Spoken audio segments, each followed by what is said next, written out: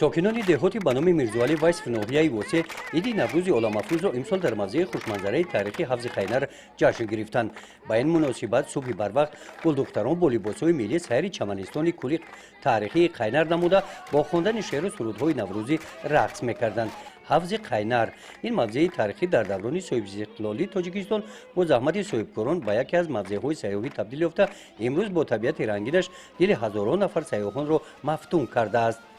بخشیده به این جشنواره یکی از عنعنه‌های نوروزی این پیشنهاد نمودن طعام‌های ملی از جانب دختران با استفاده از گیاه‌های طبیعی و رعایت قاعده‌های سانیتری گیگینی تیار کرده شدند.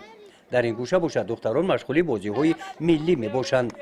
بخشیده به جشن نوروز نمایش هنرهای مردمی یکی از قسمت‌های دیگر این چوره‌بینی از جانب نمایندگان مقامات اجرایی حکومت دولتی ناحیه و جماعت دهات به هنر هنرمندان محلی بهای کلان داده شدند.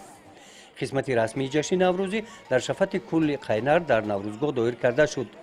از نام مقامات اجرایی حکومت دولتی ناحیه رئیس ناحیه ساکنان دهات را با مناسبت عید ملی تاجیکان نوروز علام‌افروز تبریک نموده با آنها در کارهای صحرایی خرمن پربرکت آرزو کردند. در خطار دیگر دهات‌ها در این روز کارمندان مؤسسه دولتی کمک اولیه طبی سانیتری ناحیه از جشن نوروز استقبال نمودند. با این مناسبت طبیبان خانه نوروزی عبارت از طعام‌های ملی هفت سین و هفت شین آراستند.